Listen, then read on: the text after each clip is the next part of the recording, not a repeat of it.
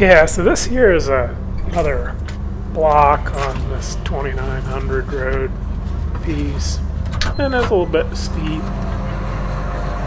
Is a long, narrow section that led out to a big switchback on my right here when I'm walking up the hill. So this road above me from the switchback, road below me going up to the switchback. What I'm working on now, I would call a split line. So it's a lead change, and so I cut the piece to go out to the switchback itself first. I opening up a hole on the road and backing down. There's kind of a ridge right here, so it's a natural break that led from the road here down to a spot where they borrowed rock. There's like a 35, 40 foot cut bank there where they took rock out below. So you can see here, I tipped some wood down the hill on top of this stuff that I fell up the hill when I opened this first piece up. And since the road going down the hill angles closer into my cutting, I'm stopping now to walk up on top, make sure there are no tops. I'm not throwing tops in the road, because the road crew is over there working on a new spur down at the bottom. They did a great job. Jason and the guys, good guys to work with. They did a great job. But of course, I needed to keep the road open for them. I think later in the day they actually brought a road builder to run up. This day they brought a road builder up to the pit to load trucks.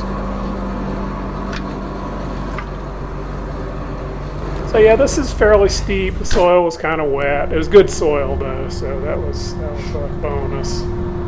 One thing that's kind of interesting, I don't know if we're gonna swing around there, but yeah, see right below the head there, it's kind of gray soil. That's where that big old cedar stump was, and that gray soil is that volcanic ash, and it sifted in underneath that stump. It didn't get rained out to incorporate in the soil. I think I mentioned that in another video. I can remember when there was like a 2-inch layer of white underneath the duff everywhere up in this country. So on this block, what I'm doing, I'm easing my way down, and you'll see I'm falling on top of the wood I already fell, and I'm changing my lead and quartering it harder as I go down the hill. It's kind of a pain in the neck, the first pass always is. You can see I'm kind of fiddling around with this stuff, trying to get the butts a little lower. That's something you really want to watch out for. I can speak from experience. It's easy to have those butts in the air and swing into them, and ding up your machine. Fortunately, on this machine I haven't done it, but I've done it in the past. So. Yeah, so just kind of a tricky spot. I'm taking my time. A lot of the most important thing I think about working on steep ground, I find, is stump management. You got to remember where your stumps are, and I snipe them off. There's nothing worse than getting down, creeping down, and getting on top of a stump that you didn't snipe, and if it's high enough, if you sink in the soil enough so that, you ride on that stump, you can go for a ride, and it's no fun, I'll tell you. Been there and done that too. So. But you need to remember where your stumps are too, so you can maneuver and go where you want to. Stumps can be kind of an obstacle or a tool. I use them a lot as a tool. And of course, I run across them as being an obstacle a lot too. But you can use them to brace yourself against, a slide against, to keep you where you want to be, and that way they're quite a tool as well. Yeah, this ground is since it's somewhat rugged, it wasn't thin, and I prefer that, to tell you the truth. There are more pieces, it's better cutting. The wood's not as big, but that's all right too. It's more pieces. I prefer that, to tell you the truth.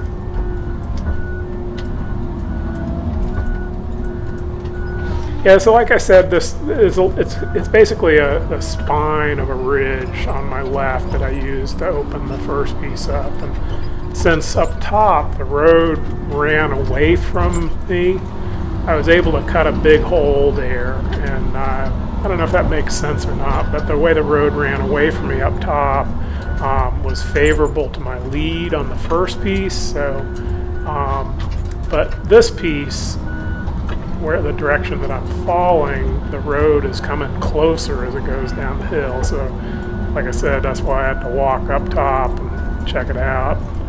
And you know, I'm definitely having to, you know, modify my lead as aggressively as I can, but still not, you know, top out on the others. You know, up top, I had to keep it out of the road. So here I am, I'm down on the road, finally, you can see, and right over there in front of us right now, yeah, there's, that's the lower end of that little, you know, borrow pit where they grabbed rock out. And so, you know, this is another one of those spots, like stumps become very important. You know, I've got to go down and then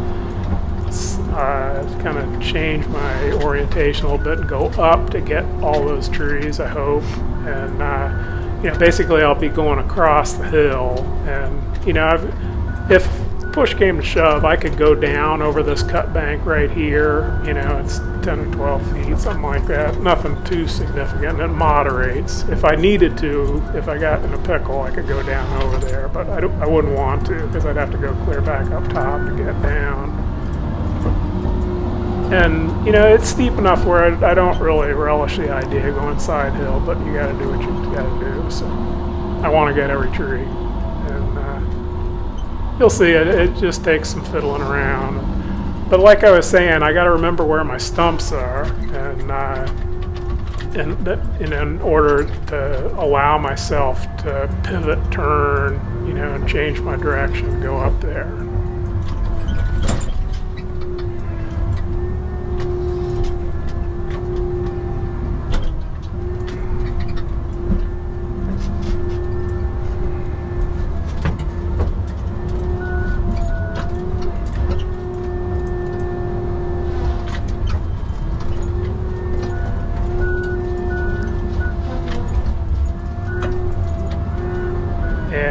You know, so all this little wood, dead stems and stuff, it's kind of important when it's like this. You know, it's basically gravity is trying to pull me down, and so I just have to remember, you know, where I want to go, where my stumps are, and make sure I stay high enough that I can go down.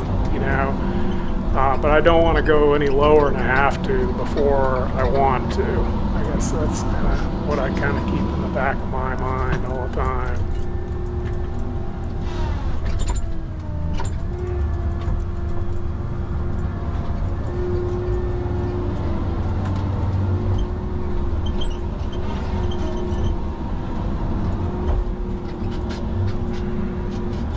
So those two trees there mean I'm committed. I'm blocking that trail that I came down on. It's kind of interesting, the tree right there on the left, you'll see me kind of like eyeballing that quite a bit, and you'll see why here in a little bit. So I'm easing my way down, and still thinking about getting up to the edge of that little pit.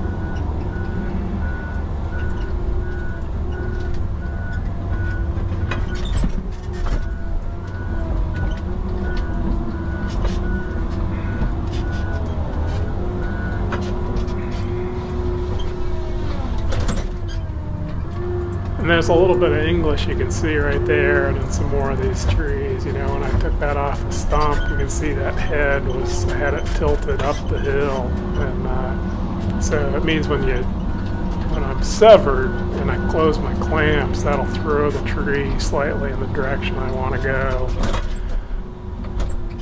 You know, this wood isn't real big, but it's heavy, and that stuff's right along the road, so it's limb loaded, you know, and it's amazing how much of an advantage that is, that immediate shift in the direction that you want. And the way I cut that larger tree just then is the way I prefer to have it if it's a little bit dicey, which is cutting from below, because that's where the power, all the power that you have available in the machine, you can translate it into the tree. And given that I'm tipped up hard and whatnot, I need that in a situation like this. So this one here, what I'm thinking to myself as I'm doing it is I really want to get behind this tree, but the stumps don't allow me to do that.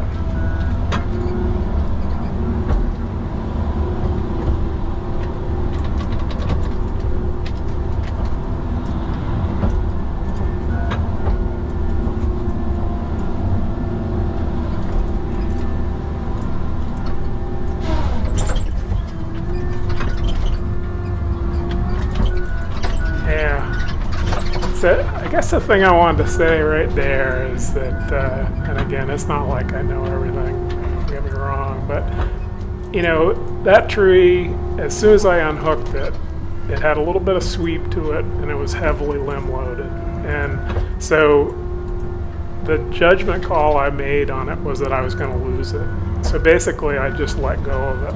And I guess if, you know, again, just as a lesson or, you know, suggestion, if you're starting to run buncher, I mean, you know, if you're going to lose a tree, just let go of it, because in a situation where it's the tree or the buncher, the tree's going to win, because once it reaches a point, there's just so much force there. If you fight it to a standstill, you know, or to a point of no return, that tree is either going to, you know, tear something up, or, you know, if it was big enough, it could pull you over.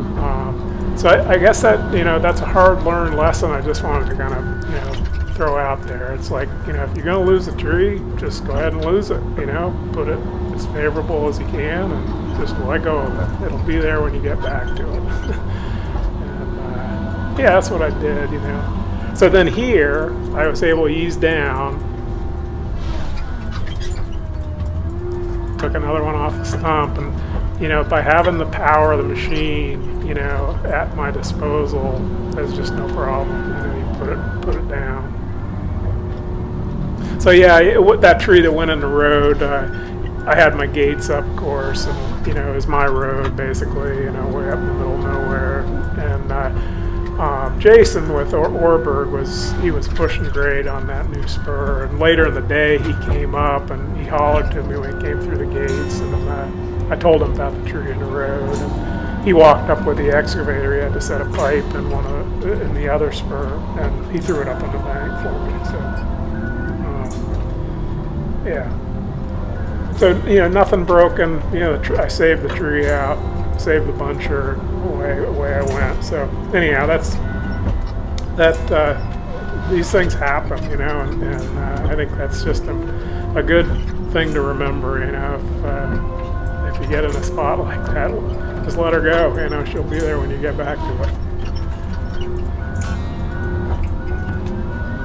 Yeah, so anyhow, there you have it. More cutting off 2900. Hope you enjoy it. I sure did. Thanks for watching.